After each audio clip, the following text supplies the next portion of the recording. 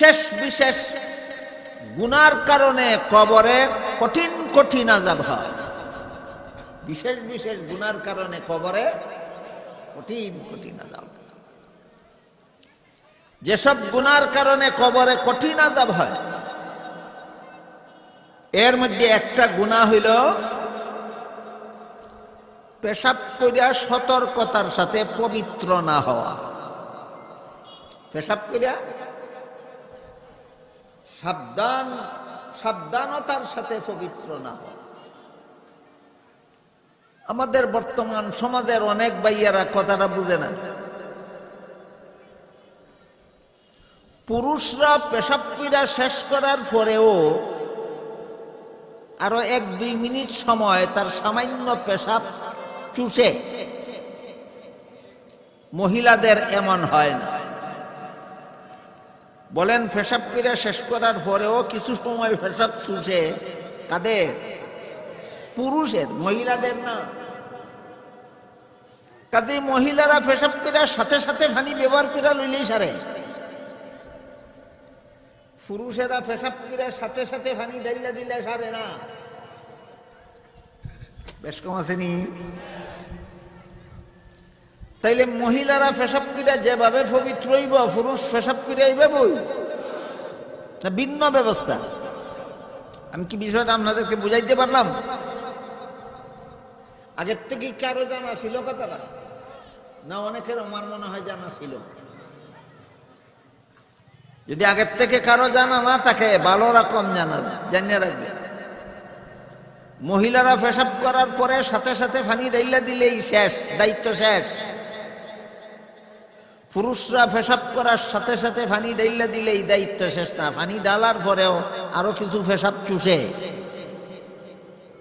আপনি পানি ঢাইলা গেলেন গা, পরে যে পেশাবটা চুষলো ওইটা দেবো কেডা?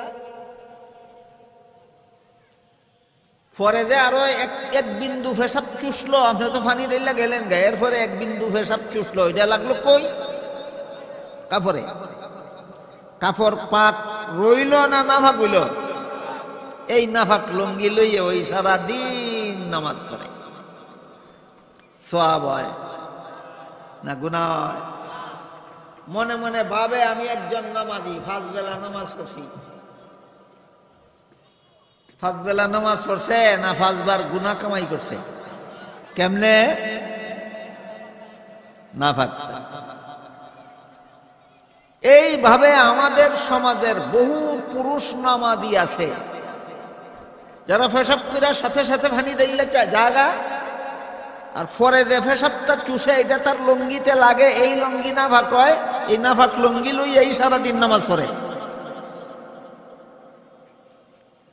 এই ধরনের অসাবধান যারা পেশাবের ব্যাপারে থাকে তাদের ব্যাপারে হাদিস শরীফে আছে ইস্তানজিহু আনিল বাউল ফাইন্না শিদ্দাতা আযাবিল কবরি মিনহু। রাসূল বলেন সাবধান, পেশাবের ব্যাপারে সাবধান। যদি অসতর্ক থাকো পেশাবের ব্যাপারে তাহলে এই গুনার কারণে কবরে তোমার কঠিন শাস্তি হবে। আজকের মতো একটাই মনে রাখেন, বিভিন্ন গুনার কারণে কবরে কঠিন শাস্তি হয়। এর মধ্যে একটা হইল পেশাবের ব্যাপারে অসতর্ক যারা, এদের কবরে কঠিন শাস্তি হয়।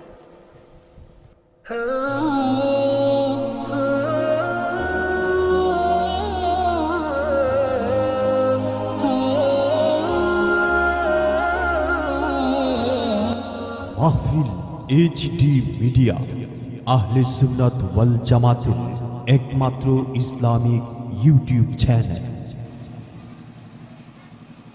ইন্নাল্লাযীনা ইউনাদুনাকা মিন ওয়ারাইল হুজুরাতি আকসারুহুম লা ইয়াকিলুন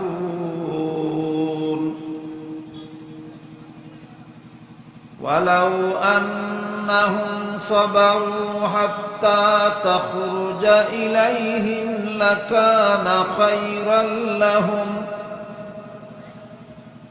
والله غفور رحيم. بارك الله لنا ولكم في القرآن العظيم ونفعنا وإياكم بالآيات والذكر الحكيم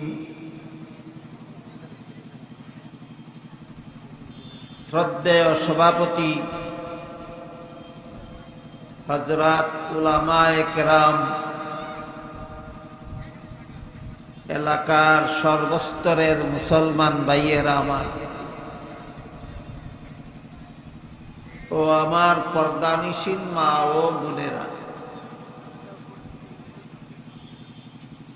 পবিত্র কোরআনের সূরায়ে হুজুরাতের 4 নম্বর এবং 5 নম্বর আয়াত আমি আপনাদের সামনে তিলাওয়াত করেছি।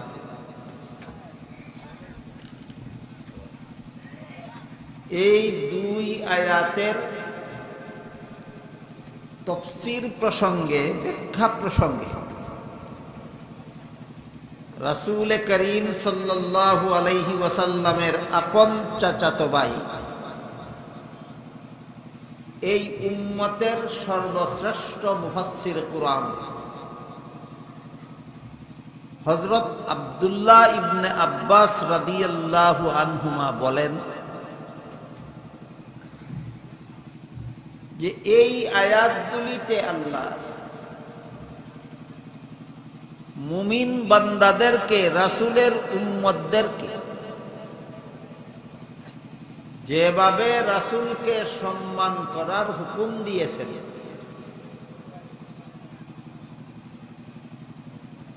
উম্মতের আলেমগণকেও হুবহু নবীর মতোই সম্মান করতে হবে।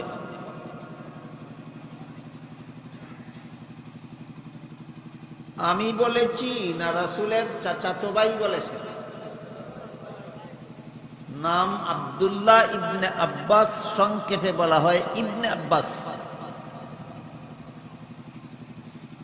রাসূলের এক চাচার নাম ছিল আব্বাস রাদিয়াল্লাহু আনহু। আব্বাসের ছেলের নাম আব্দুল্লাহ। তাহলে আব্দুল্লাহ রাসূলের কি হইলেন? আপন চাচাতো। এই ইবনে আব্বাসের মতো এত বড় মুফাসসিরে কুরআন অতীতেও পৃথিবীতে জন্ম হয়নি কোনোদিন, ভবিষ্যতেও জন্ম হবে না কোনোদিন। ইবনে আব্বাস ছিলেন এই উম্মতের সবচেয়ে বড় মুফাসসিরে কুরআন। যেমন ভাবে এক সময়ে বাংলাদেশের সবচেয়ে বড় মুফাসসিরে কুরআন ছিলেন ব্রাহ্মণবাড়িয়ার বড় হুজুর রহমতুল্লাহ, ঠিক তেমনি ভাবে সারা দুনিয়ার সমস্ত মুফাসসিরে কুরআনদের মধ্যে ইবনে আব্বাস হলেন সবচেয়ে বড় মুফাসসিরে কুরআন। এবং এর পিছনে রাসূলের একটা দোয়া ছিল কার্যকর। ইবনে আব্বাসের ছোটবেলায় একবার রাসূল ইস্তেঞ্জা করতে গেছিলেন, পেশাব পায়খানার দরকারে গেছিলেন। টের পাইয়া ইবনে আব্বাস রাসূলের ইস্তেঞ্জার পানির ব্যবস্থা করে দিয়েছিলেন। পানি রেডি দেখে রাসূল জিজ্ঞাসা করেছিলেন, আমার ইস্তেঞ্জার পানিটা কে রেডি করে দিল? লোকেরা বলল, আপনার চাচাতো ভাই ইবনে আব্বাসে আপনার ইস্তেঞ্জার পানি ব্যবস্থা করে দিয়েছে। রাসূল খুশি হইয়া আল্লাহর কাছে দোয়া করেছিলেন, হে আল্লাহ, আমার চাচাতো ভাই ইবনে আব্বাসকে তুমি কুরআনের জ্ঞান দান করো। ইবনে আব্বাসের ছোটবেলায় রাসূলের এই দুয়ার বরকতে আল্লাহ ইবনে আব্বাসকে এই উম্মতের সর্বশ্রেষ্ঠ মুফাসসিরে কুরআন বানাইছেন। সেই ইবনে আব্বাস বলেন, সূরায়ে হুজুরাতের প্রথম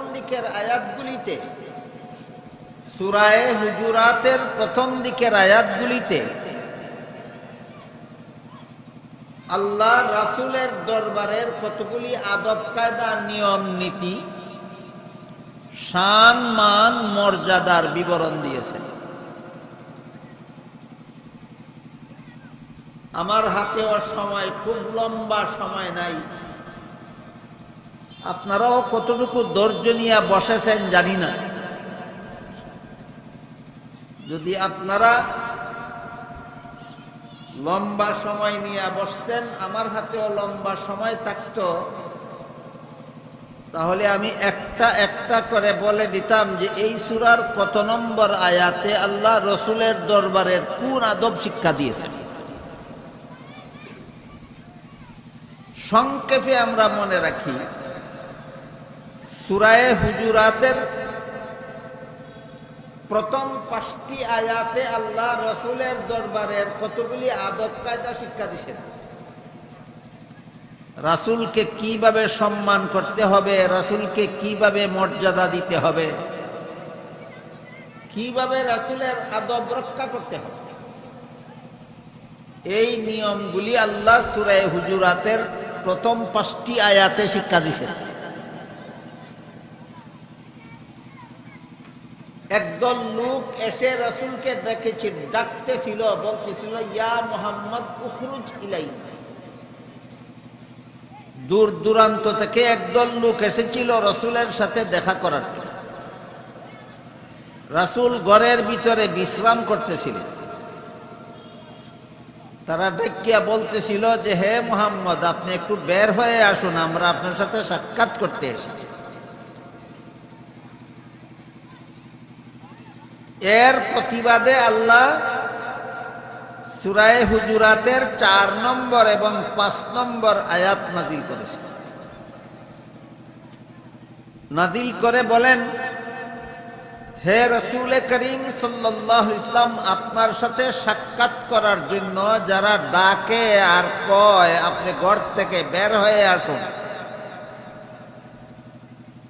এদের বিবেক বুদ্ধি নাই, কাণ্ড জ্ঞান নেই।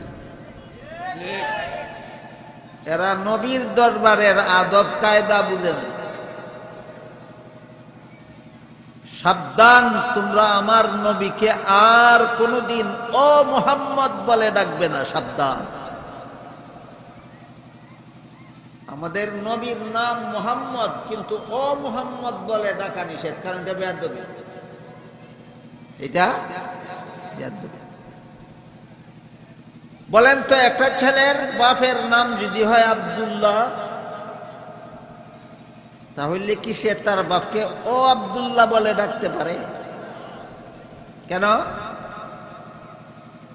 কেন ডাকতে পারে? হ্যাঁ, বেয়াদবি। যেভাবে নিজের বাবাকে ও আব্দুল্লাহ বলে ডাকা বেয়াদবি, ঠিক তেমনি ভাবে রাসূল করিম সাল্লাল্লাহু আলাইহি ওয়াসাল্লাম হলেন সারা দুনিয়ার সমস্ত মুমিন মুসলমানের রুহানি বাবা। তাকে ও মুহাম্মদ বলে ডাকাবে। দেখেন আল্লাহ নবীর দরবারের আদব কিভাবে নবীর উম্মতকে শিক্ষা দিচ্ছে। তোমরা আমার নবীকে ও মুহাম্মদ বলে ডাকবে না কোনদিন, নাম ধরে ডাকবা না কোনদিন। আয়াতের ব্যাখ্যায় মুফাসসিরিন কেরাম তাফসীরের কিতাবে লিখেছেন, পবিত্র কোরআনে উল্লেখ আছে আল্লাহ বিভিন্ন নবীকে নাম ধরে ডেকেছেন।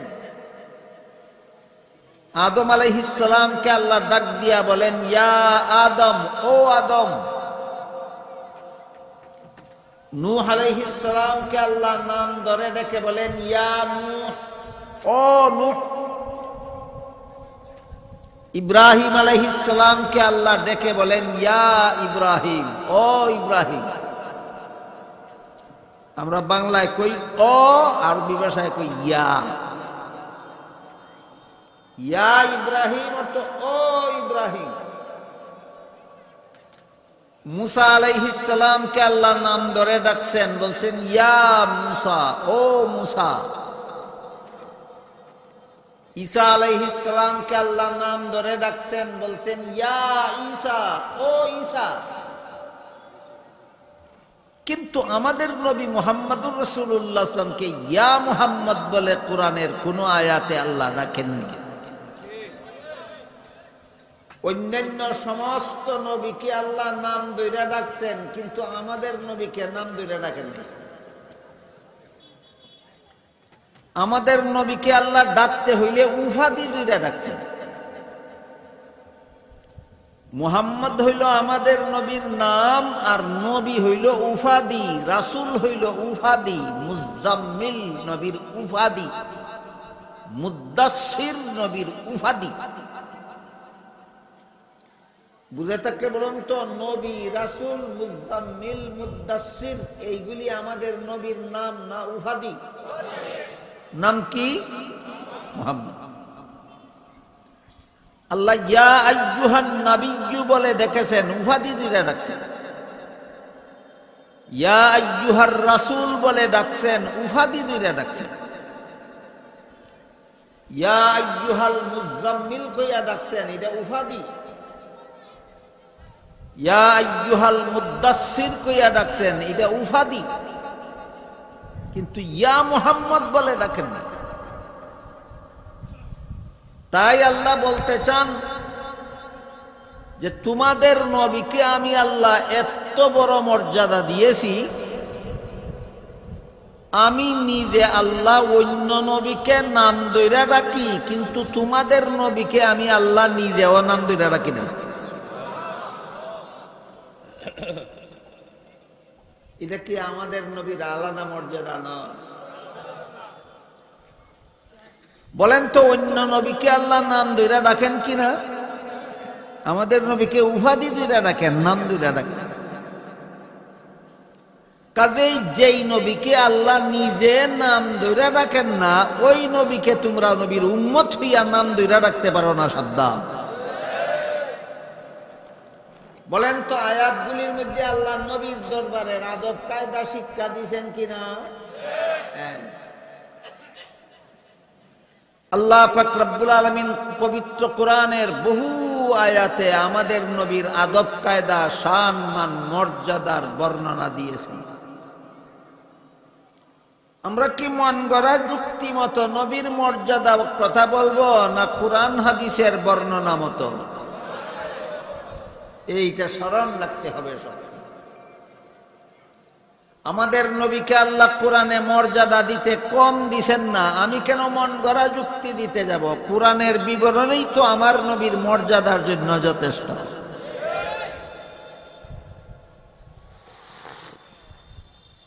একটা আদব শিক্ষা দিয়েছেন, তোমাদের নবীকে আমি আল্লাহ নিজেই নাম ধইরা ডাকি না, কাজেই সাবধান, তোমরা কোনোদিন ইয়া মুহাম্মদ বলে ডাকবা না, ও মুহাম্মদ বলে ডাকবা। আরেকটা আদব শিক্ষা দিয়েছেন। আল্লাহ বলেন, ওয়ালাউ আন্নাহুম সাবারু হাত্তা তাখরুজা ইলাইহিম লাকানা খায়রাল লাহুম। যারা আপনার সাথে সাক্ষাৎ করার জন্য আসছে, এরা যদি নবীর দরবারের আদব কায়দা জানতো, তাইলে আপনি বাইরে আসেন ঘর থেকে, আমরা দেখা করতে চাই, এইভাবে বলতো না। তারা ধৈর্যের সাথে দাঁড়াইয়া অপেক্ষা করত, নবী যখন নিজের ইচ্ছায় বের হন তখন সাক্ষাৎ করত। নবীর দরবারের আরেকটা আদব, নবীর দরবারের দ্বিতীয় আদবটা আল্লাহ কি শিক্ষা দিলেন? নবীর কাছে সাক্ষাতের জন্য গেলে আপনি বাইরে আসেন, আমি দেখা করতে আসছি, এই কথা বলা, নাকি নবী ইচ্ছায় বাইর হওয়ার আগ পর্যন্ত ধৈর্যের সাথে দাঁড়াইয়া থাকা? এটা নবীর দরবারের 2 নম্বর আদব আল্লাহ এখানে শিক্ষা দিয়েছে। একটু বুঝলেন কিনা যে এই সূরার প্রথম দিকের আয়াতে আল্লাহ নবীর উম্মতকে কি শিক্ষা দিয়েছেন? নবীর দরবারের আদব কায়দা শিক্ষা দিয়েছেন। এই সূরার প্রথম দিকের আয়াতগুলিতে আল্লাহ নবীর উম্মতকে কি শিক্ষা দিয়েছেন? নবীর দরবারের আদব কায়দা শিক্ষা দিয়েছেন। এই জন্য রাসূলের আপন চাচাতো ভাই ইবনে আব্বাস রাদিয়াল্লাহু আনহু একবার শুনলেন একজন সাহাবী নবীর দরবারে ছিলেন, যেদিন এদিন ইবনে আব্বাস নবীর দরবারে ছিলেন না। নবী সেই দিন একটা হাদিস শিক্ষা দিয়েছেন। এই দিন ইবনে আব্বাস নবীর দরবারে ছিলেন না, অন্য একজন সাহাবী ছিলেন। তাই ইবনে আব্বাস ওই সাহাবীর বাড়ি গেলেন, তার কাছ থেকে সেই দিন নবী কোন হাদিসটা শিক্ষা দিয়েছিলেন ওইটা শিখার জন্য। ইবনে আব্বাস হাদিস ওই দিনের হাদিস শিখার জন্য নবীর বাড়ি গেলেন না, যে সাহাবী শিখছিলেন ওই সাহাবীর বাড়ি গেলেন? সাহাবীর বাড়ি গেলেন। গিয়া ধৈর্যের সাথে দীর্ঘক্ষণ দাঁড়ায় রইলেন। অনেকক্ষণ পরে যখন সেই সাহাবী ঘর থেকে বাইর হইলেন, বাইরিয়া দেখেন বাড়ির সামনে দাঁড়িয়ে নবীর চাচাতো ভাই ঘন্টার পর ঘন্টা অপেক্ষা করতেছে। সাহাবী কইলেন, ও রাসূলের চাচাতো ভাই। ইবনে আব্বাস রাসূলের কি? ইবনে আব্বাসকে দেখে ওই বাড়ির সাহাবী কইলেন, ও নবীর চাচাতো ভাই, আপনি আমার বাড়ির বাইরে দাঁড়াইয়া এত দীর্ঘক্ষণ পর্যন্ত অপেক্ষা কইরা কষ্ট করতেছেন কেন? আমাকে ডাক দিলেন না কেন? তখন ইবনে আব্বাস বলেন, আল্লাহ পবিত্র কোরআনের সূরা হুজুরাতের 4 নম্বর এবং 5 নম্বর আয়াতে নবীর দরবারে আদব শিক্ষা দিয়েছেন। 1 নম্বর, নবীকে নাম ধরে ডাকবা না। 2 নম্বর, সাক্ষাৎ করার জন্য নবীকে ডাইক্কা বাইর করবা না, নবী নিজের ইচ্ছায় বাইর হইলে পরে সাক্ষাৎ করবা। এই কথা বলে সাথে সাথে ইবনে আব্বাস বলেন, এখানে আল্লাহ নবীর দরবারের যে আদব শিক্ষা দিয়েছেন, এই নবীর উম্মতের জন্য আলেমগণকেও হুবহু নবীর মতোই সম্মান করতে হবে। নবীকে যেভাবে সম্মান করার আদব কায়দা আল্লাহ কুরআনে শিক্ষা দিয়েছেন, এই উম্মতের আলেমগণকেও নবীর মতোই সম্মান করতে হবে। এবার বলেন, আমি কইছি আলেমগণকে নবীর মতোই সম্মান করতে হবে, আমি কইছি না ইবনে আব্বাস কইছি? ইবনে আব্বাসকে এক পরিচয় রাসূলের চাচাতো ভাই, আর এক পরিচয় এই উম্মতের সর্বশ্রেষ্ঠ মুফাসসিরে কোরআন, তিনি কইছেন। এখানে আমাদের জন্য বুঝার জিনিস আছে 3টা। 1 নম্বর, ইবনে আব্বাস কেন বললেন সূরা হুজুরাতের 4 নম্বর এবং 5 নম্বর আয়াতের ব্যাখ্যা প্রসঙ্গে ইবনে আব্বাস কেন বললেন যে আলেমকে নবীর মতোই সম্মান করতে হবে? 2 নম্বর বিষয় হলো, ইবনে আব্বাসের কথা মতো আমরা যদি আলেমকে নবীর মতোই সম্মান করি, তাইলে আমাদের এর ফলাফলটা আমরা কি পাব? আলেমকে সম্মান করলে ফল কি পাব? 3 নম্বর বুঝার মতো বিষয় হলো, ইবনে আব্বাসের কথা মানলাম না, আলেমকে সম্মান করলাম না, তাতে আমার ক্ষতি কি হবে? কটা কথা বুঝার মতো? 3টে। তিনি বললেন আলেমকে নবীর মতোই সম্মান করতে হবে। কেন কেন আলেমকে নবীর মতো সম্মান করব? এক প্রশ্ন। 2 নম্বর প্রশ্ন হলো, আলেমকে সম্মান করলে আমি সুফল কি পাইব? 3 নম্বর প্রশ্ন হলো, আলেমকে সম্মান না করলে, আলেমকে ঘৃণা করলে, আলেমের সাথে বেয়াদবি করলে আমার পরিণতি কি হবে? কটা প্রশ্ন? আমি একটা একটা করে ইনশাআল্লাহ আপনাদের সামনে জবাব বলবো, আপনারা ধারাবাহিকভাবে মনোযোগে শুনবেন। প্রথমেই স্মরণ রাখুন প্রশ্ন কটা। 1 নম্বর প্রশ্ন, আলেমকে কেন সম্মান করে? 2 নম্বর প্রশ্ন, সম্মান করলে সুফল আমি কি পাব? 3 নম্বর প্রশ্ন, আলেমকে সম্মান না করে আলেমের সাথে বেয়াদবি করলে আমার পরিণতি কি হবে?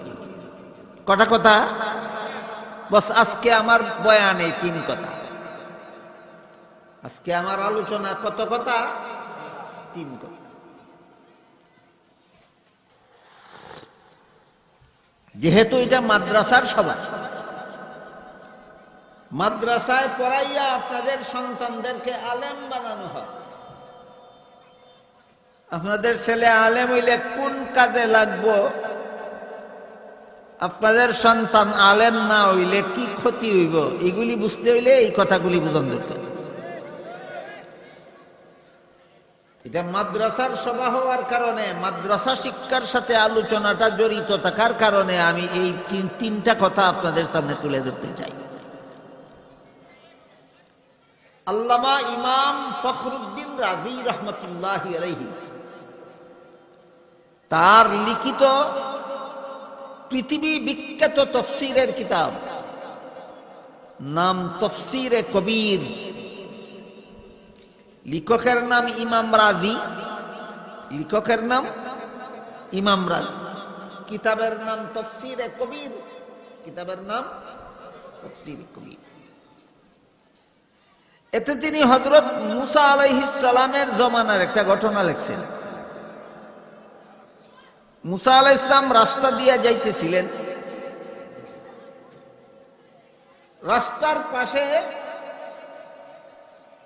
গুরুস্থানে দেখলেন এক কবরবাসীর আযাব হইতেছে কবরে, আর সে মহা বিপদে আছে। কবরে আযাব হয় এমন কথা আরো শুনছেন কিনা, বিশ্বাস করেন কিনা? কবরে আযাব হয়, আমাদের নবী বলেছেন। বিশেষ বিশেষ গুনার কারণে কবরে কঠিন কঠিন আযাব হয়। বিশেষ বিশেষ গুনার কারণে কবরে কঠিন কঠিন আযাব। যেসব গুনার কারণে কবরে কঠিন আযাব হয়, এর মধ্যে একটা গুনাহ হইল পেশাব করিয়া সতর্কতার সাথে পবিত্র না হওয়া। পেশাব করিয়া সাবধানতার সাথে পবিত্র না হওয়া। আমাদের বর্তমান সমাজের অনেক ভাইয়ারা কথাটা বুঝে না। পুরুষরা পেশাব করিয়া শেষ করার পরেও আরো 1-2 মিনিট সময় তার সামান্য পেশাব চুষে, মহিলাদের এমন হয় না। বলেন পেশাব করিয়া শেষ করার পরেও কিছু সময় পেশাব চুষে, কাদের? পুরুষের, মহিলাদের না। কাজেই মহিলারা পেশাব করিয়া সাথে সাথে পানি ব্যবহার করিয়া লইলেই সারে। পুরুষেরা পেশাব করিয়া সাথে সাথে পানি ঢাইলা দিলে সারে না। বেশ কম আসেনি? তাইলে মহিলারা পেশাব করিয়া যেভাবে পবিত্র হইব, পুরুষ পেশাব করিয়া এইভাবেই না, ভিন্ন ব্যবস্থা। আমি কি বিষয়টা আপনাদেরকে বুঝাইতে পারলাম? আগের থেকে কারো জানা ছিল কথাটা? না, অনেকের আমার মনে হয় জানা ছিল। যদি আগের থেকে কারো জানা না থাকে, ভালো রকম জানিয়ে রাখবে। মহিলারা পেশাব করার পরে সাথে সাথে পানি ঢাইলা দিলেই শেষ, দায়িত্ব শেষ। পুরুষরা পেশাব করার সাথে সাথে পানি ঢাইলা দিলেই দায়িত্ব শেষ না, পানি ঢালার পরেও আরো কিছু পেশাব চুষে। আপনি পানি ঢাইলা গেলেন গা, পরে যে পেশাবটা চুষলো ওইটা দেবো কেডা? পরে যে আরো এক বিন্দু পেশাব চুষলো, আপনি তো পানি ঢাইলা গেলেন গা, এরপরে 1 বিন্দু পেশাব চুষলো, ওইটা লাগলো কই? কাপড়ে। কাপড় পাক রইল না নাফাক হইল? এই নাফাক লুঙ্গি লইয়ে ওই সারাদিন নামাজ পড়ে, সওয়াব হয় না গুনাহ হয়? মনে মনে ভাবে আমি একজন নামাজি, 5 বেলা নামাজ পড়ছি। 5 বেলা নামাজ পড়ছে না 5 বার গুনাহ কামাই করছে? কেমনে? নাফাক। এইভাবে আমাদের সমাজের বহু পুরুষ নামাজি আছে যারা পেশাব করার সাথে সাথে পানি দিলে চায় জায়গা, আর পরে যে পেশাবটা চুষে এটা তার লঙ্গিতে লাগে, এই লঙ্গি নাফাক হয়, এই নাফাক লঙ্গি লই এই সারাদিন নামাজ পড়ে। এই ধরনের অসাবধান যারা পেশাবের ব্যাপারে থাকে, তাদের ব্যাপারে হাদিস শরীফে আছে ইস্তানজিহু আনিল বাউল ফাইন্না শিদ্দাতা আযাবিল কবরি মিনহু। রাসূল বলেন সাবধান, পেশাবের ব্যাপারে সাবধান। যদি অসতর্ক থাকো পেশাবের ব্যাপারে, তাহলে এই গুনার কারণে কবরে তোমার কঠিন শাস্তি হবে। আজকের মতো একটাই মনে রাখেন, বিভিন্ন গুনার কারণে কবরে কঠিন শাস্তি হয়, এর মধ্যে একটা হইল পেশাবের ব্যাপারে অসতর্ক যারা, এদের কবরে কঠিন শাস্তি হয়। ওয়াজ শুনতে আসলাম কেন? এইগুলি বুঝার পরে সতর্ক না হওয়ার জন্য। এই কথাটা হইল আসল। আজকে এই কথা শুন না, নবীর কথা বুঝা যদি আগামীকাল থেকে আমি পেশাবের ব্যাপারে সতর্ক হতে পারি, আজকের ওয়াজ শোনাটা আমার সার্থক। গতকালও আমি পেশাবের ব্যাপারে অসতর্ক ছিলাম, ওয়াজের পরের দিনও অসতর্কই রইলাম। আজকের ওয়াজ শোনাটা সফল না বিফল? তাহলে কার ওয়াজ শোনা সফল হয় আর কার ওয়াজ শোনা বিফল হয়, বুঝলেন পরিষ্কার? এবার শুনেন আসল কথার দিকে যাই। মুসা আলাইহিস সালাম রাস্তা দিয়ে যাইতেছিলেন, দেখলেন এক মুর্দার কবরে কঠিন শাস্তি হইতেছে, আযাব হইতেছে, সে মহাবিপদে আছে। কবরের আযাব সাধারণ বান্দাকে আল্লাহ টের পাইতে দেন না। কবরে যে আযাব হয় সাধারণ মানুষকে আল্লাহ টের পাইতে দেন না। কেন? হাদিস শরীফে রাসূল বলেন, তোমরা যদি কবরের আযাব টের পাইতা, তাহলে ভয়ে আতঙ্কে আতঙ্কিত হইয়া জীবনে কোনোদিন কোনো মুর্দাকে কবরে দাফন করার সাহস করতা না তোমরা। কবরের আযাব যদি দুনিয়ার সাধারণ মানুষের টের পাইতো, জীবনে কোনো মুর্দারে কোনোদিন কবরে দাফন করার সাহস করত না। সাধারণ মানুষকে আল্লাহ কবরের আযাব টের পাইতে দেন না কেন? লাশ লইয়া যেন বৈশা না থাকে, লাশ নিয়ম মতো দাফন করো, যে অপরাধী তার শাস্তি হবে। তোমরা যদি কবরের শাস্তি থেকে রেহাই চাও, তাহলে এই এই বিশেষ বিশেষ গুণাগুলির থেকে বাচ্চা দেখো, তোমাদের কবরে শাস্তি হবে। কিন্তু নবী রাসূলগণকে আল্লাহ কবরের আযাব টের পাইতে দেন। কেন টের পাইতে দেন? যেন দুনিয়ার মানুষকে বলতে পারেন সাবধান, পেশাবের ব্যাপারে সাবধান, না হইলে কইলাম কবর গিয়া বিপদ পড়লাম। সাধারণ মানুষকে টের পাইতে দেন না কেন? যেন মুর্দা দাফন করতে অবহেলা না করে। নবীদেরকে টের পাইতে দেন কেন? যেন দুনিয়ার মানুষকে সতর্ক করতে পারে।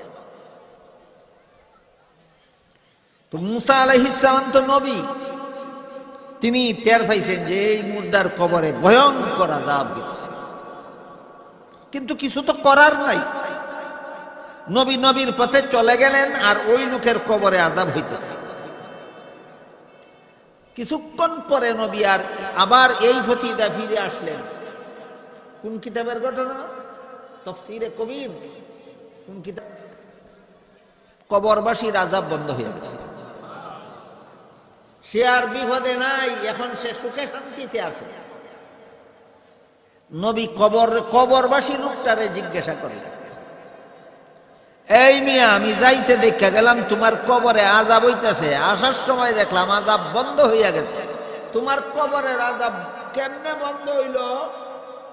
কে জিজ্ঞেস করেন? মুসা নবী। কারে? কবরবাসীরে।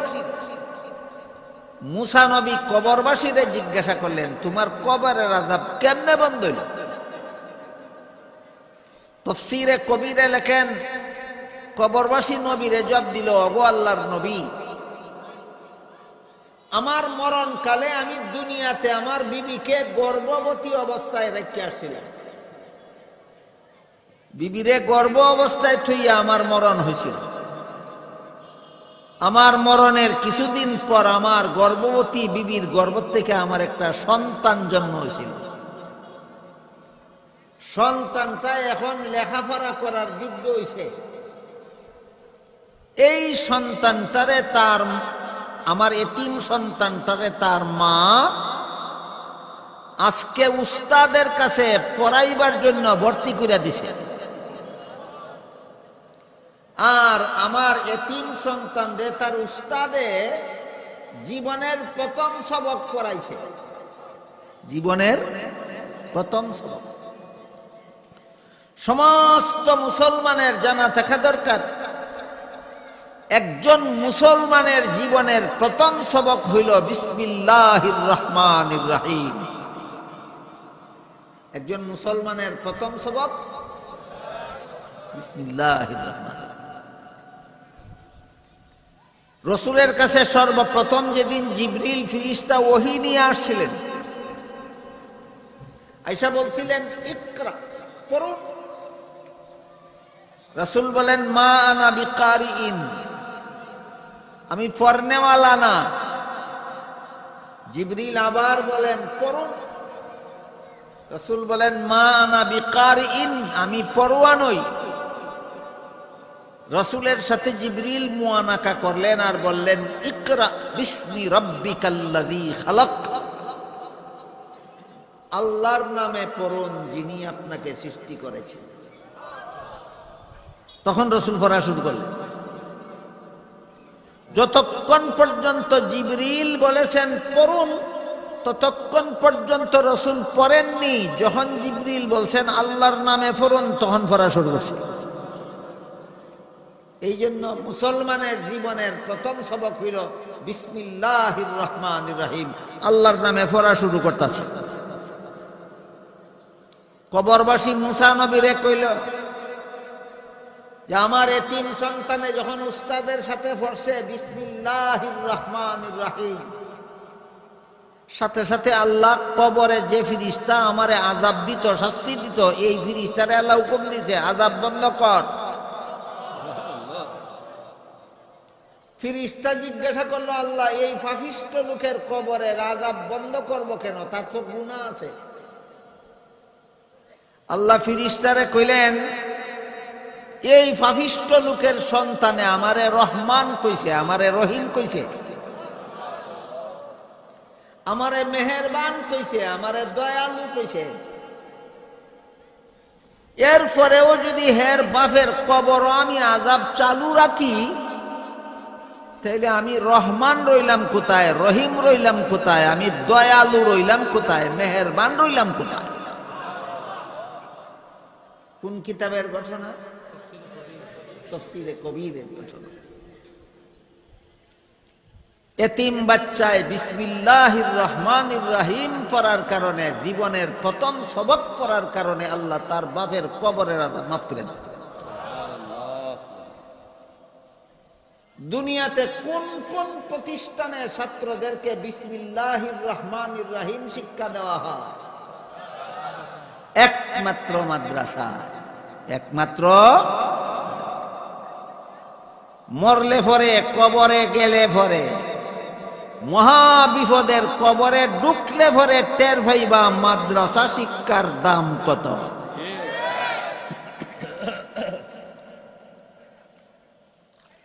এই জন্য বলছি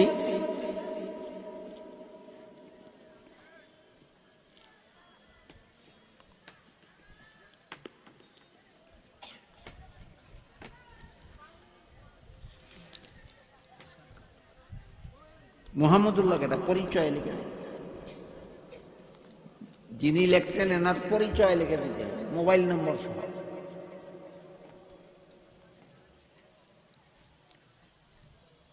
এই জন্য বলছি আজকের এই সভাটা যেহেতু মাদ্রাসার সভা, মাদ্রাসায় লেখাপড়া করলেই একজন মুসলমান আলেম হয়। ইবনে আব্বাস কি বলছেন? আলেমকে নবীর মতোই সম্মান করতে হবে।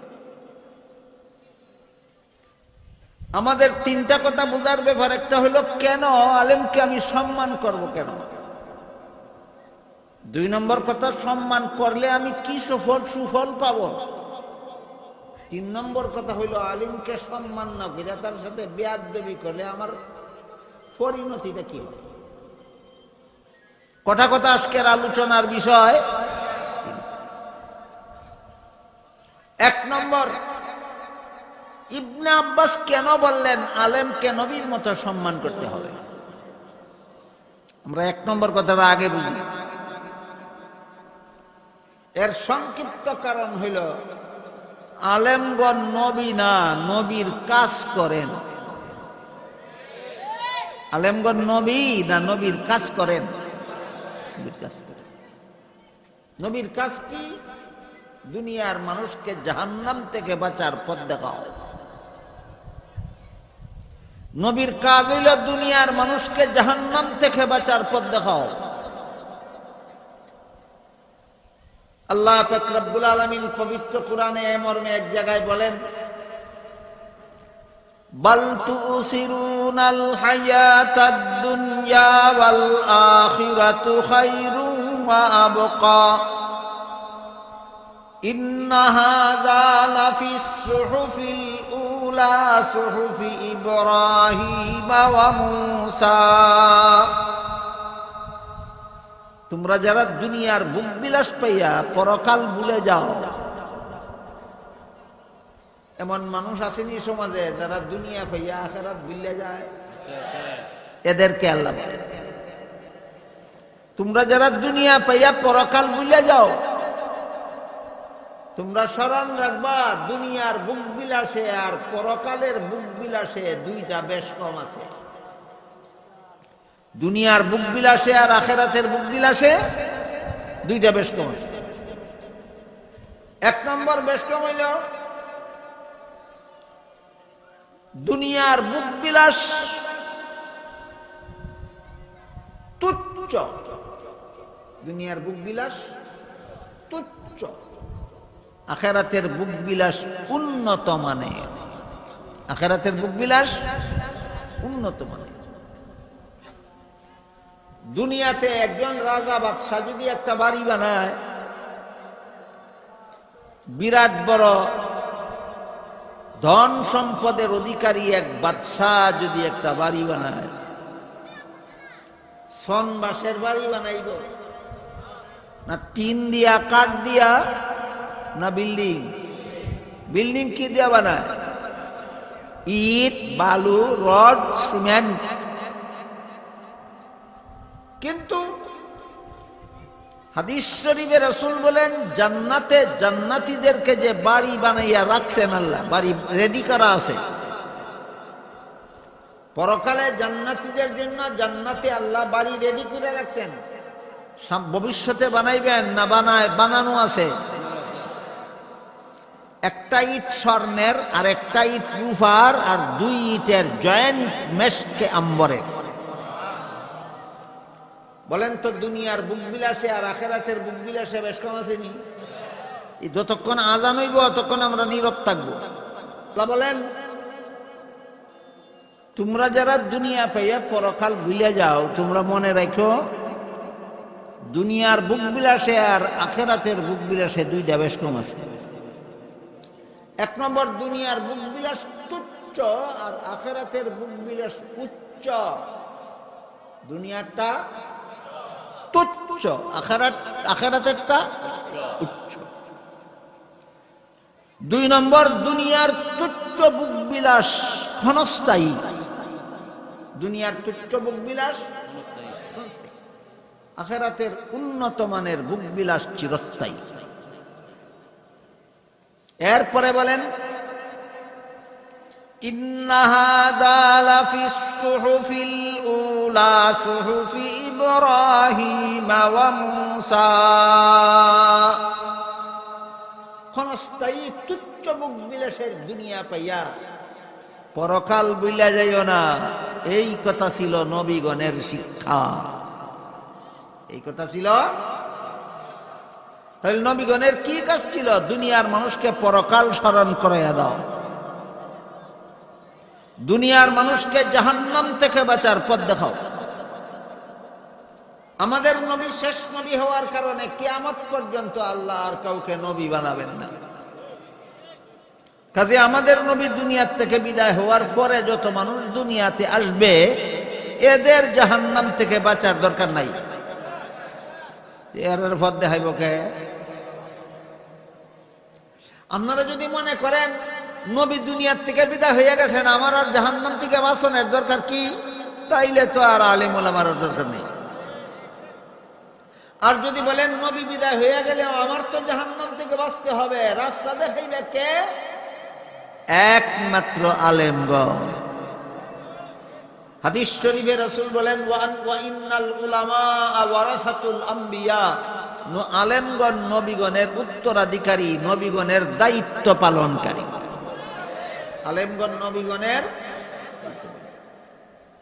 যেহেতু নবীগণের যেই কাজ ছিল আলেমগণের সেই কাজ, এই জন্য ইবনে আব্বাস বলেন নবীকে যেভাবে সম্মান করার হুকুম দিয়েছেন আল্লাহ কোরআনে, আলেমকে সেইভাবেই সম্মান করতে হবে। বর্তমান দুনিয়াতে এমন একজন নবী নাই যিনি আপনাদেরকে জাহান্নাম থেকে বাঁচার পথ দেখাবেন। এই দায়িত্বটা পালন করেন একমাত্র আলেমগণ। কার কাজ কে করে? নবীর কাজ আলেমদের। এখনো যদি কারো বুঝার বাকি থাকে তাহলে আমি একটা উদাহরণ দিই। একটা সন্তান তার মায়ের গর্ভে থাকা অবস্থায় বাবা মারা গেল, জন্ম ইয়া বাবারে ফাইলনি, লালন পালন করলো চাচা, লেখাপড়া করাইলো চাচা, মানুষ বানাইলো চাচা। এই সন্তানটাকে লালন পালন কইরা লেখাপড়া শিখাইয়া মানুষ বানানির দায়িত্বটা আসলে কার ছিল? কইরা দিল কে? বলেন কার কাম কে কইরা দিল? হ্যাঁ, চাচায় বাপের কাম কইরা দিছে, বাপ হইছে না। চাচা বাপ হইয়া গেছে গা, বাপ হইছে না। ঠিক তেমনি ভাবে দুনিয়াতে নবী নাই, নবীর কাজ কইরা দেয় আলেমরা, নবী হয় না। চাচায় যেমন বাপের কাজ কইরা দিতে পারে, বাপ হইতে পারে না, ঠিক তেমনি ভাবে আলেমগণ নবীগণের কাজ কইরা দেয়, নবী হইতে পারে না। এই জন্য ইবনে আব্বাস বলেন আলেমকে নবীর মতোই সম্মান করতে হবে। কারণ নবী দুনিয়াতে থাকলে তোমার যেই উপকার করত, নবী দুনিয়াতে না থাকার কারণে আলেমগণ তোমাকে সেই উপকার করতেছে। এক নম্বর প্রশ্নের জবাব কি বুঝলাম? কেন আলেমকে সম্মান করব? এরা ছাড়া আমাদেরকে জাহান্নাম থেকে বাঁচার পথ দেখাবার মতো দরদি জগতে আর কেউ নাই। বুঝলে তো আমি আশা করি আপনারা আলেমকে নবীর মতো সম্মান করব কেন, এই প্রশ্নের জবাবের যৌক্তিকতা পরিষ্কারভাবে বুঝছেন। কোনো যুক্তি নেই আলেমকে সম্মান করার, না চূড়ান্ত যুক্তি আছে? কি যুক্তি? যে নবী থাকলে আমারে নবী জাহান্নাম থেকে বাঁচার পথ চিনাইতেন, নবী না থাকার কারণে একমাত্র আলেম ছাড়া আমাকে জাহান্নাম থেকে বাঁচার পথ দেখাবার মতো দরদি আমার জগতে আর কেউ নাই। কাজেই নিতান্ত যুক্তিসঙ্গতভাবেই আলেমকে নবীর মতো সম্মান করতে হবে। এই জন্য ইবনে আব্বাস বলেছেন আলেমকে নবীর মতোই সম্মান করতে হবে। গেল এক প্রশ্নের জবাব। 2 নম্বর প্রশ্ন কি আছে? আলেমকে সম্মান করলে সুফল কি? আলেমকে সম্মান করলে সুফল কি? অনেক লম্বা ঘটনা লেখা আছে তাফসীরের কিতাবে, আমি শর্টকাট 5-7 মিনিটে আপনারা রেখো। হযরত মুসা আলাইহিস সালাম যখন কুলের শিশু ছিলেন, তখন ফেরাউনের বিবি আসিয়া, মিশরের রাজা ফেরাউনের বিবি আসিয়া কইছিল এই শিশুটা আমার মহব্বত লাগে, আমি লালন পালন করব। মুফাসসিরিনে কেরাম লিখেছেন শিশু মুসারে যে বিবি আসিয়ার মহব্বত লাগে কইছিল, এই জন্য আল্লাহ বিবি আসিয়াকে এত বড় ঈমানের অধিকারী করলেন, মরণের সময় জান্নাতের ঠিকানা দেখে দেখে হাসতে হাসতে মরণে। ঠিক তেমনি ভাবে আলেমগণের প্রতি যাদের অন্তরে মহব্বত থাকবে, আলেমগণকে যারা সম্মান করবে, এরা বিবি আসিয়ার মতো ইমানদার অবস্থায় মরণ বরণ করে। বিবি আসিয়া যখন কইছিল আমার মোহব্বত লাগে, লালন পালন করব, ফেরাউনে কয় এই আসিয়া তোর মোহব্বত লাগতে পারে, আমার মোহব্বত লাগে না। তখন মুসা মাত্র কুলের শিশু, তখন মুসা মাত্র কুলের শিশু। তখন ওই নবী না, নবী হওয়ার আরো 40 বছর বাকি। তখন ওই নবী না, নবী হওয়ার আরো 40 বছর বাকি। মুফাসসিরিনে কেরাম লিখেছেন ফেরাউনে যে কইছিল আমার মোহব্বত লাগে না, এই একটা কথার কারণে মরণ পর্যন্ত ফেরাউনের ঈমান নসিবে ছিল না। ঠিক তেমনি ভাবে আলেমদেরকে যারা ইবনে আব্বাসের কথা মতো সম্মানের পাত্র মনে করবে না, এরা ফেরাউনের মতো বেঈমান অবস্থায় মরণ হবে। 3 প্রশ্নের জবাব হইছে নি? মানুষে আমারে কয়, আমি এখনো সঠিকভাবে যাচাই বাছাই করারও সময় সুযোগ পাইছি। 116 জন আলিমের তালিকা করা হয়েছে বাংলাদেশের সম্মানকরণের লাগে, না আসামি সাজানির লাগে। যারা যারা তালিকা বানাইছো রেডি থাকো, ফেরাউনের মতো মরণ হবে। আর এই কারণে যারা অনুতাপ করতেছে, আফসোস করতেছে, হায় রে হায় ডাকাইতের দলে কষে ডাকে, এইসব নিরীহ নির্দোষ আলেমদেরকে সমালোচনায় উঠাইল কেন? তোমরাও অপেক্ষায় থাকো, বিবি আসিয়ার মতো মরণ হবে। দুনো দলই অপেক্ষায় থাকো। আল্লাহ বলেন ফাতারাব্বাসু ইন্নী মাআকুম মিনাল মুতারাব্বিসিন, তোমরাও একটু অপেক্ষা করো, আমিও অপেক্ষাতে আছি। আলেমদেরকে অপমান করার তালিকা যারা সাজাইছো, অপেক্ষায় দেখো, যেদিন আজরাইলের সাথে সাক্ষাৎ হবে ফেরাউনের মতো বেঈমান অবস্থায় মরণ হবে। নির্দোষ আলেমদেরকে দোষী সাব্যস্ত করার শয়তানি চক্রান্ত করেছো, ওই দিন বেশি বাকি নয় যেদিন ফেরাউনের মতো বেঈমান অবস্থায় তোমাদের মরণ হবে। এই কারণে যারা দুঃখ করতেছে, আলেমের প্রতি ঘৃণা থাকার কারণে না, মহব্বত থাকার কারণে, তোমরাও অপেক্ষায় থাকো, ওই দিন বেশি দূরে নয় যেদিন আজরাইলের সাথে সাক্ষাৎ হবে, বিবি আসিয়ার মতো ইমানদার অবস্থায় তোমাদের মরণ হবে। কথাও আমার শেষ, সময়ও শেষ। একটা প্রশ্ন বানাইছেন আমরা, বিশ্ব মুসলিমের একতার জন্য আলেমদের ভূমিকা কি হওয়া উচিত? প্রশ্নর তালে বোঝা যায় প্রশ্নকারী একজন আন্তর্জাতিক ইসলামী চিন্তাবিদ। তিনি বিশ্ব মুসলিমের একতার চিন্তা করেন, বিশ্ব মুসলিমের একতার চিন্তা করেন, আর আলেমগণকে একটা দায়িত্ব দিতে চান। প্রশ্নকারী যেমন তেমন উন্নত মানের লোক না, সারা বিশ্ব মুসলিমের একতার চিন্তা করেন এবং একতার কাজের দায়িত্বটা আলিমদেরকে দিতে চান। আল্লাহ পাক রব্বুল আলামিন পবিত্র কোরআনের আয়াতে বলেন, ওয়াতাসিমু বিহাবলিল্লাহি জামিআন ওয়া লা তাফাররাকু, ঐক্যবদ্ধ হওয়ার দায়িত্ব একমাত্র আলেমগণের নয়। হে মুমিন মুসলমানেরা, তোমরা সকলে ঐক্যবদ্ধ হও। আলেমগণের দায়িত্ব দিছেন না সমস্ত মুসলমানকে?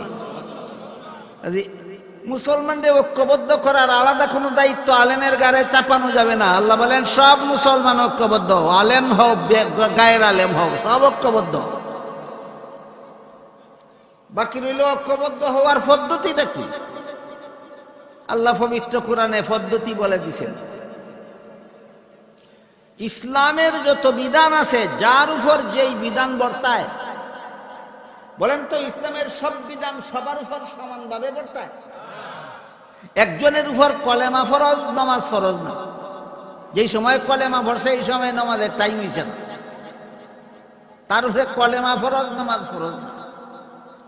আরেকজন কলেমা বিশ্বাসীর নামাজের টাইম হয়েছে, তার উপর নামাজ ফরজ। একজনের উপর নামাজ ফরজ, রমজান শরীফ আইছে না, তার উপর রোজা ফরজ না। আর একজনের নামাজ ফরজ, নামাজ আদায় করে, রমজান শরীফ আইছে, তার উপর রোজাও ফরজ। আর একজনের কলেমাও ফরজ, নামাজও ফরজ, রোজাও ফরজ, মক্কা যাইবার তৌফিক নাই, হজ ফরজ না। আর একজনের মক্কা একজনে পাঠাইয়া দিছিল, কিন্তু তার নিজস্ব কোনো ধন সম্পদ নাই, তার যাকাত ফরজ না। বলেন সবের উপরে সব কাজ ফরজ? তাই মুসলমানদের যার উপর ইসলামের যে বিধান বর্তায়, তোমার উপর যদি কলেমা ফরজ হইয়া থাকে, তুমি কলেমা বিশ্বাস করো। তোমার উপর যদি নামাজ ফরজ হইয়া থাকে, তুমি ঠিক মতো নামাজ আদায় করো। তোমার উপর যদি রোজা ফরজ হইয়া থাকে, তুমি ঠিক মতো রোজা আদায় করো। তোমার উপর যদি হজ ফরজ হইয়া থাকে, তুমি ঠিক মতো হজ করো। তোমার উপর যদি যাকাত ফরজ হইয়া থাকে, তুমি ঠিক মতো যাকাত দাও। যার উপর ইসলামের যে বিধান বর্তায়, সবাই মিলে সেই বিধান পালন করো, সব মুসলমান একদল হয়ে যাবে। যার উপর নামাজ ফরজ, হে যদি নামাজ পড়ে না, তাহলে এখানে হইল দুই দল। যার উপর রোজা ফরজ, হে যদি রোজা রাখে না, এখানে হইল আরেক দল। যার উপর হজ ফরজ, হে যদি হজ করে না, এখানে হইল আরেক দল। যার উপর যাকাত ফরজ, সে যদি যাকাত দেয় না, এখানে হইল আরেক ফরজ। যার উপর পর্দা ফরজ, সে যদি পর্দা করে না, এখানে লঙ্ঘন করলো আরেক ফরজ। যা যে সুদ খাওয়া সব মুসলমানদের জন্য হারাম ছিল, সুদ খাওয়া ছাড়ে না, লঙ্ঘন করলো আরেক ফরজ। ঘুষ খাওয়া হারাম ছিল, মুসলমানে ছাড়ে না, লঙ্ঘন করলো আরেক ফরজ। পচলা ব্যাং রেক পাল্লা তুলতো কোন বেডা?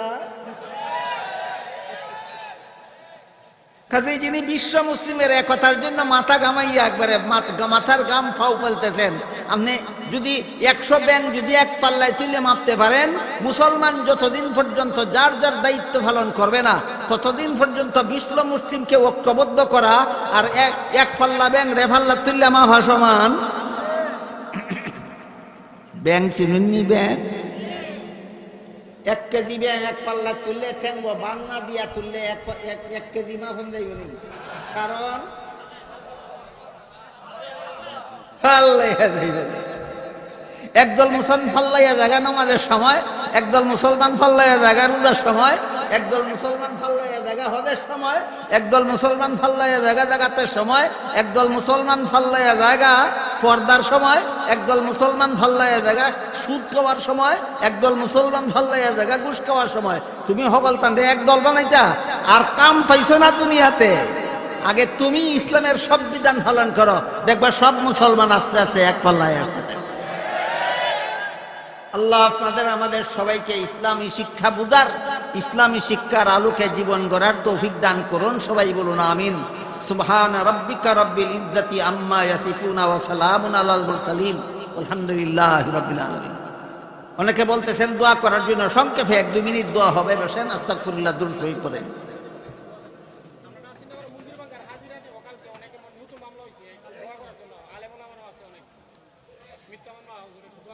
জি আচ্ছা, জি আচ্ছা। আল্লাহুম্মা সাল্লি আলা সাইয়্যিদিনা ওয়া নাবিয়িনা মাওলানা মুহাম্মদ ওয়া আলা আলিহি ওয়া সাহবিহি ওয়া বারিক ওয়া সাল্লিম কামা তুহিব্বু ওয়া তারদা আদাদা মা তুহিব্বু ওয়া তারদা। আলহামদুলিল্লাহিল্লাযী হাদানা লিহাদা ওয়া মা কুন্না লিনাহতাদিয়া লাউলা আন হাদানাল্লাহ। রব্বানা যালামনা আনফুসানা ওয়া ইল্লাম তাগফির লানা ওয়া তারহামনা লানাকুনান্না মিনাল খাসিরিন। রব্বানা আতিনা ফিদ দুনিয়া হাসানাতাও ওয়া ফিল আখিরাতি হাসানাতাও ওয়া কিনা আযাবান নার। ইয়া আল্লাহ, এই মুবারক সম্মেলনকে কবুল আর মঞ্জুর করেন। ইয়া আল্লাহ, এই সম্মেলনের ছিল আমরা জিন্দেগানরে হেদায়েত করেন, সমস্ত মুমিন মুসলমান মুর্দেগানরে নাজাত দান করেন। আমার কাছে যারা যত রকমের দোয়ার দরখাস্ত করছেন, প্রত্যেকের নেক দোয়ারে কবুল মঞ্জুর করেন। ইয়া আল্লাহ, যারা যত আশা নিয়ে হাত উড়াইছি, প্রত্যেকের নেক বাসনারে কবুল আর মঞ্জুর করেন। ইয়া আল্লাহ, মন্দির ভাঙ্গার নামে মিথ্যা মামলা করা হয়েছে, ইয়া আল্লাহ, এই মিথ্যা মামলাকে নস্যাৎ করে দেন। ইয়া আল্লাহ, মিথ্যা মামলার নিরীহ আসামিদেরকে খালাস পাওয়ার কুদরতি ব্যবস্থা করে দেন।